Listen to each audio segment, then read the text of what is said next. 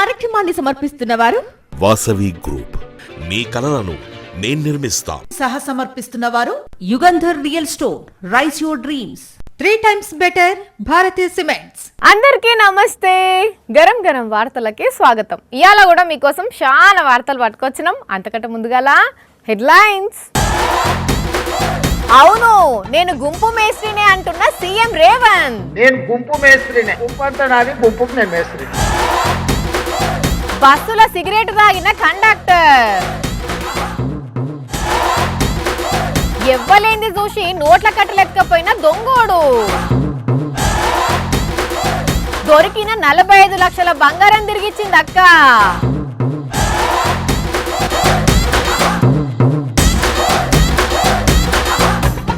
గుంపు మేస్త్రి, గుంపు మేస్త్రి, గుంపు మేస్త్రి. రేవంత్ రెడ్డి సీఎం కుర్చీలో కూసున్నప్పటి సంది ఇటు కారు పాటోళ్ళు అటు కమలం పాటోళ్ళు ఇదే మాట. రేవంత్ రెడ్డి గుంపు మేస్త్రి, రేవంత్ రెడ్డి గుంపు మేస్త్రి. సీఎం అనుడు తక్కువ, గుంపు మేస్త్రి అనుడు ఎక్కువ. ఎక్కడ మైక్ పట్టినా అదే మాట అని వైరల్ చేశారు కదా. మరి గింత మాట అంటుంటే రేవంత్ సార్ ఎందుకు ఉత్తగుంటుండో సార్ని అడుగుదాము. సార్ నమస్తే. ఏంది సారు వాళ్ళంతా గుంపు మేస్త్రి అంటున్నారు? నేను గుంపు మేస్త్రినే, నేను గుంపు మేస్త్రినే. అప్పట్లా మీకు మీరే ఈ పేరు చెప్పుకున్నారు గాని ఇప్పుడు సీఎం ఉన్నారు, గుంపు మేస్త్రి అంటే ఏం ఫీల్ అయితలేరా? నేనేం అనుకోను, నేను గుంపు మేస్త్రి. ఏంది సార్ ఏం ఫీల్ అయితలేరా? అయితే ఏ గుంపునకు గుంపు మేస్త్రి సార్? గుంపు అంతా నాది, గుంపుకు నేను మేస్త్రి. ఓహో, మంత్రుల గుంపు లీడర్ల గుంపుకు నువ్వు పెద్ద లీడర్వా, అందుకే గుంపు మేస్త్రిని అంటుర్రా? ఈ గుంపే కదా నా బలము, ఈ గుంపే కదా నా ప్రతిష్ట, ఈ గుంపే కదా నా సంక్షేమాన్ని, నా అభివృద్ధిని ప్రజలకు తీసుకెళ్లేది. ఓకే ఓకే అర్థమైంది సార్. మిమ్మల్ని గుంపు మేస్త్రి అని పిలిచేటోళ్లకు కౌంటర్ ఇచ్చిర్రు, మీరు గుంపు మేస్త్రిని అని అంటున్నారు, అంతే కదా? మీరు రేవంత్ అన్నకు పిలిస్తేనే నాకు ఇష్టం, మీరు రేవంత్ అన్నకు పిలిస్తేనే నాకు ఇష్టం. అదేంది సారు ఇంతసేపు గట్లంటిరి, ఇప్పుడు ఇట్లా అంటున్నారు? మిగతా అన్ని వస్తుంటాయి పోతుంటాయి. అర్థం కాలేదు సార్, ఏం వస్తుంటాయి ఏం పోతుంటాయి సారు? జెడ్పీటీసీ వచ్చింది, అది పోయి ఎమ్మెల్సీ వచ్చింది, అది పోయి ఎమ్మెల్యే వచ్చింది, అది పోయి ఎంపీ వచ్చింది, అది పోయి ఈ రోజు ముఖ్యమంత్రి వచ్చింది. నా హోదా నా పదవి మారొచ్చు, కానీ మీకు నాకు ఉన్న అన్నదమ్ముల అనుబంధం అనేది శాశ్వతం. క్లారిటీ వచ్చింది సారు. మిమ్మల్ని గుంపు మేస్త్రి అని పిలిచిన మీకైతే రేవంత్ అన్న అని పిలిపించుకునే ఇష్టం, అంతేనా సారు? అన్నా అని పిలిచిండంటే అది ఇష్టంతోనో ప్రేమతోనో పిలిచిన పిలుపు. మీరు ముఖ్యమంత్రి కదా సారు, సార్ అని పిలిస్తే బాగుంటది కదా సార్. రేవంత్ అన్న సారనో దొరానో పిలిపించుకుంటే పిలిచేటోడు మనసులో అనుకుంటాడు, దొరుకుతావు కదా బిడ్డ. మంచి పాయింటే పట్టినవే అన్నో, కానీ ఇదంతా నిజమేనా సార్? అన్నానే విలువమంటున్నారా? సంపూర్ణంగా నా మనసులో అనుకునేదే ఈ రోజు మీతో చెప్తున్నా, నాకు అదే ఇష్టం. Okay Revanth Reddy sir, sorry అన్నా. కానీ చూసిన రానుల్లా రేవంత్ రెడ్డి మాటల చమత్కారం ఎట్లున్నదో. ఒక దిక్కు నేను గుంపు మేస్త్రినే, నేనేం ఫీల్ గాను అనుకుంటేనే నాకు మీరంతా రేవంత్ అన్న అని పిలుస్తేనే ఇష్టం అంటున్నాడు. ఓకే రేవంత్ సార్, సారీ అన్నా. రోజుకు ఫుల్ బాటిల్ తాగేటోడైనా, కనీసం 4-5 గంటలు వైన్స్లో ఉండేటోడైనా పెళ్లి సంబంధం కుదరంగానే నేను మందు తాగను అంటాడు. బామ్మర్దులు బీర్ తెచ్చి తాగు బావా అన్న, నేను తాగను బామ్మర్ది అంటారు. అట్లా కొద్ది రోజులు ఇక బుద్ధివంతులు లెక్క నటిస్తూ భార్య మెడల 3 ముళ్ళు పడంగానే మళ్ళీ ఒరిజినాలిటీకి వెళ్ళిపోతారు. కొందరు ముచ్చట గిట్లనే ఉంటుంది కదా నొల్లా. అయితే ఇక్కడ మాత్రం ఏం జరిగిందంటే, పెళ్లిళ్లే పెళ్లి కొడుకు బగ్గ దాగి నిలబడలేకపోతుంటే ఈ తాగుబోతు మొగుడు నాకు వద్దని ఆన్నే పెళ్లి క్యాన్సిల్ చేసుకున్నది. ఇగో ఈ పెళ్లి పిల్ల అగ చూడండి, పిల్లగాని బాగోతాం ఎట్లున్నదో. మరి ఎంతగానం పుచ్చుకున్నాడో ఏం పాడో గాని దోస్తు పట్టుకుంటే తప్ప నిలబడలేకపోతున్నాడు కదా. ఓ టైరో కొత్త పెళ్లి కొడుక, ఆయన కింద పడే ఉన్న ఇజ్జత్ పోతుంది, జర సక్కగా నిలబడో. స్టడే ఛత్తీస్గఢ్ రాష్ట్రంలో ముచ్చటిది. పెళ్లి కొడుకు పేరు సంత్రాం, పెళ్లి పిల్ల పేరు ముస్కాన్ అట. మరి దోస్తులు బ్యాచిలర్ పార్టీ అని కచ్చ మందు దాపినరో లేకుంటే మనోనికి మందు తాగడం మంచి నీళ్ళంత ఈజీనో తెలియదు గాని పెళ్లిలో కుత్క నిండా దాగి ఏం మాట్లాడలేకపోతుంటే వీంతోనేడా సంసారం చేస్తా అనేసరికి పిల్లగాని తరపోళ్ళు ఏ పిల్ల మొగుడిని అట్లనేనా అనేది అన్నారట. అంతే ఇంకేమున్నది, పొట్టులొల్ల అయింది, పెళ్లి ఆగిపోయింది. అమ్మాయికే 3 లక్షలు ఇచ్చేటట్టు ఒప్పందం జరిగిందట. ఆఖరికి అందరు కలిసి అమ్మాయిని సన్మానించిండ్రట. గాని చూడండి తాగేటోళ్ళతో ఎంత పరిశాన్ ఉంటుందో. ఇంకా గమ్మతి ముచ్చట ఏంటంటే ఎంగేజ్మెంట్ నాడు కూడా తాగి పాయింట్ల సుసు పోసుకున్నాడట. అంటే ఆ రోజు కూడా నిలదీస్తే నీ మీద ఒట్టు ఇక ఇప్పటి సంతి నేను తాగనే తాగా అన్నాడట. మళ్ళా మాట మీద నిలబడలేక మందు మీద నిలబడితే పెన్లే క్యాన్సల్ అయింది. ఇప్పుడు ఎవడు పిల్లనిస్తాడో ఆ మూత ఎవరికే తెలవాలి గానీ ఇజ్జత్ పోయి గంగల కలిసినట్టు ఆయన. జనరల్ గా బర్త్డే సెలబ్రేషన్స్ ఎక్కడ చేసుకుంటారు ఎవ్వాలన్నా? అయితే ఇంట్లో, లేకుంటే ఫంక్షన్ అలా చేసుకుంటారు. ఇక కొందరు పోకిరోళ్ళు అయితే రోడ్డు మీద బండాపి దాని మీద కేక్ పెట్టి కటింగ్ చేస్తుంటారు. అట్లాంటి వాళ్ళని కూడా చూసినాం కదా. కానీ ఇక్కడ చూడండి, ఒక ఆయన ఎడ నిల్చొని కేక్ కట్ చేసిండో. ఓర్ నీదెక్కడి పైత్యం రో, కాల్వల నిల్సొని కేక్ కట్ చేసుడేంది గలీజ్గా. సరే, ఆయన అంటే ఏదో కొత్తగా చేయాలని చేసినట్టున్నాడు. ఆ చుట్టూన్నోళ్ళన్నా ఎట్లా దిగినరో కదా. ఇంకా హైలైట్ ఏంటంటే వీళ్ళు నిలుస్తున్నదే చెత్తలా. ఈ ఆరెంజ్ టీషర్ట్ ఆయన చూడండి, టేబుల్ మీద కవర్ ఉందని కిందికి దొబ్బితే కవర్ వచ్చి కాల్వల్లే పడ్డది. ఉత్తరప్రదేశ్ ఆగ్రాలో అయిన అద్భుతం ఇది.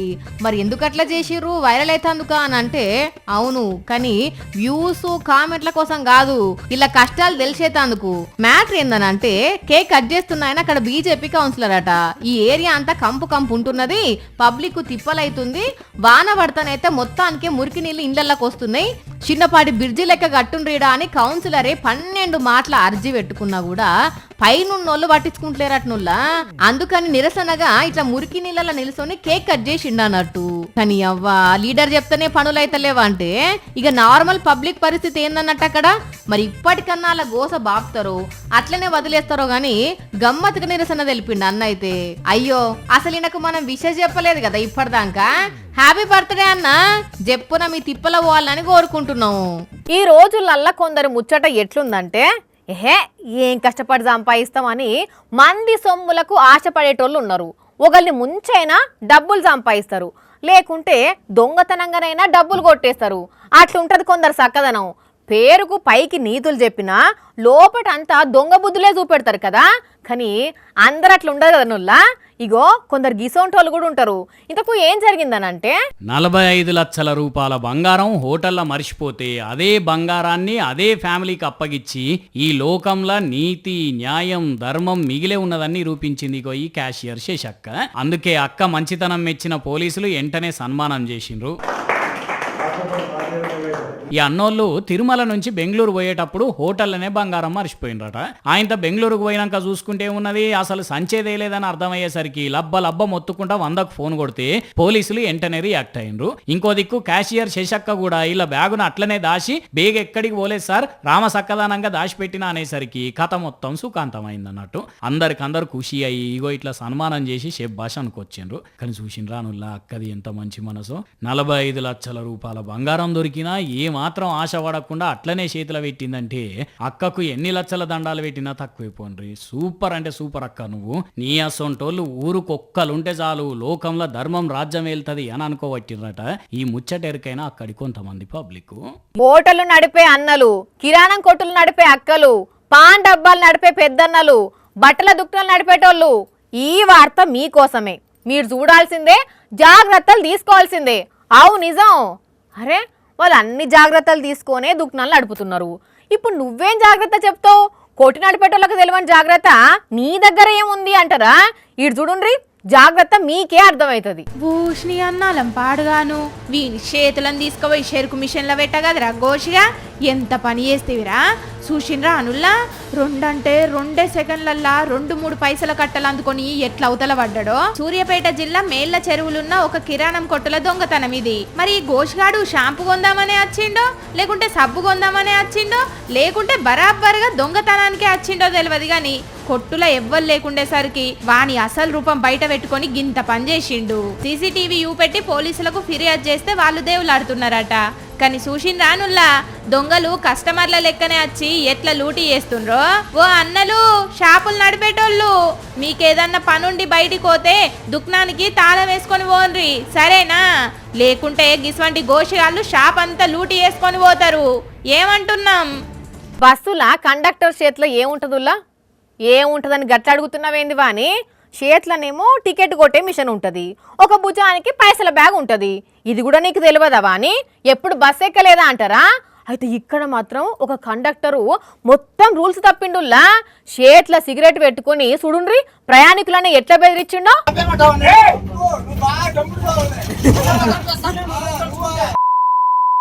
ఓ కండక్టర్ సాబు ఆగో, ఏం బూతులయ్యా అవి? ఓ కొడుకు గంతమంది ఆగబట్టిన ఆగుతలేడు కదా, జర ఉండవయ్యా సామి. అయినా బస్సుల పొగ తాగేటోళ్లకు నువ్వు నీతులు చెప్పాల్సింది పోయి నువ్వే నీతి తప్పితెట్లనే?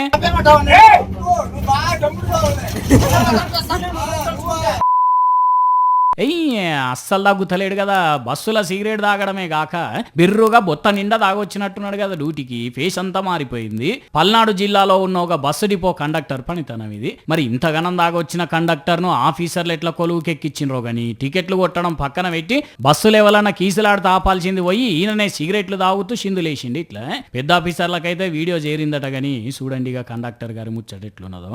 మరి డ్యూటీ ఉన్నదని తెలిసినా అట్లా తాగిండో, తాగినోడు బస్సుల కిందకు వచ్చిండో గాని పెంట చేసి సస్పెండ్ అయ్యే కాడికి తెచ్చుకున్నాడు మొత్తానికి. చెయ్యి ఈ మందు పాడబడ ఈడికెళ్ళి మోపోయిందో ఏందో పొర్రి. మొన్నటికి మొన్న కొందరు స్మగ్లర్లు ఏం చేసిర్రులా, వింత వింత పావులను ఒడిశాకి వెళ్ళి కర్ణాటకకు తీసుకుపోతూ అడ్డంగా దొరికిండ్రు. నిన్నటికి నిన్న తాబేలను పట్టుకపోతూ దొరికిండ్రు. అట్లనే కొందరు దొంగలు ఖరీదైన మందు కీసులను తెలివిగా ఒక వెహికల్లో పట్టుకపోతూ దొరికిపోయినరు కదా. అయితే ఇక్కడ మందు కాదు, పావులు కాదు, బంగారాన్ని ఎట్లా తీసుకొచ్చిరో చూడుండ్రి. ముందుగానే చెప్తున్నా పర్సన్ అవుతారులా. అబ్బరి కొడుక, స్మగ్లర్లు ఏమి కమత్ చేసిండ్రు పో. అయిపోయి తీయనే తీసిండ్రు బంగారాన్ని అంతా. శంషాబాద్ ఎయిర్పోర్ట్ లో పట్టుకున్నారు ఈ బంగారాన్ని. అతి తెలివి కొద్దీ స్మగ్లర్లు పాయింట్ల బంగారాన్ని దాచిపెట్టి ఇట్లా తీసుకొస్తుంటే అనుమానం పడ్డ ఆఫీసర్లు చెకింగ్ చేసేసరికి మొత్తం బయటపడ్డది. దగ్గర 3.5 కోట్ల రూపాయల బంగారం అట. అంటే ఇదంతా కౌలాలంపూర్ నుంచి తెచ్చిండ్రట. మరి దీని వెనకాల ఎవరున్నారో ఎంత పెద్ద మూటా తెప్పించిందో గాని మొత్తానికైతే దొరికిపోయినరు ఇప్పుడు. కానీ ప్యాంట్ల బంగారాన్ని పెట్టి తెచ్చిండ్రంటే ఎంత తెలివిగా ప్లాన్ చేసిండ్రో చూడండి. ఇగో గిట్లున్నది స్మగ్లర్ల తెలివి. కుక్కలతోటే ఎగలేకపోతున్నావురా అయ్యా నిన్నీయాల. ఎప్పుడు ఏ కుక్క ఎగబడుతుందో తెలియకుంటున్నది పరిస్థితి. పిల్లగాన్లు పెద్దోళ్ళని లేకుండా అందరినీ పీకి పెడుతున్నాయి. వాటి కోసము మనుషులు వర్సెస్ కుక్కల ప్రేమికులు అన్నట్టే కొట్లాటైనంత పని అవుతుందంటే ఇవి జాలే అన్నట్టు ఇంకిన్ని జీవాలు మందిని కోస ఉచ్చుకుంటున్నాయి. మరి అవేందో చూద్దరు పాండ్రి మీరే. అమ్మో నక్క, దాని అక్కింటికి వచ్చినట్టే రోడ్ల మీద షికారు కొడుతున్నది కదా మంచిగా. అగ చూడండి ఎట్లున్నదో, బక్కగా సాగిపోయిన ముఖం వేసుకొని. మరి ఎక్కడి నుంచి వచ్చిందో ఏం పాడో గాని ఏకంగా కరీంనగర్ కాలనీలలో తిరుక్కుంటా కనిపించింది ఇట్లా. ఇంకా నయం ఎవరినేం అనలేదు ఇప్పటికైతే గాని. అయ్యలు మున్సిపల్ ఆఫీసర్లు ఇప్పటికే కుక్కలతోటే కీసులాట్లయితుందంటే ఇట్లా పీక్క తినే నక్కలు కూడా చక్కర్లు కొడితే ఇంకేమన్నా ఉన్నదా? అదేం నుంచి వచ్చిందో ఏమో, పట్టుకొని జూలో పెడతారా, అడవులు ఇడుస్తారా, ఇడువుండ్రయ్యా, లేకుంటే పుసుక్కునే వాళ్ళ మీద దాడి చేయగల. ఇంకో దిక్కు మార్కాపురంలోనేమో అడవితున్న గానొస్తే దూరం నుంచి చూసిన వాళ్ళు వీడియో తీసిర్రు ఇట్లా. చూసిరు కదా, ఇవి ఇవాల్టి గరం వార్తలు. మళ్ళొచ్చే ఎపిసోడ్లో ఇంకిన్ని గరం వార్తలతో కలుద్దాం. మన టైం అయితే గుర్తుకున్నది కదా, రాత్రి 8:30కు మళ్ళా పొద్దుగాల 8:30కు. మర్చిపోకుండా చూడుండ్రి. టాటా.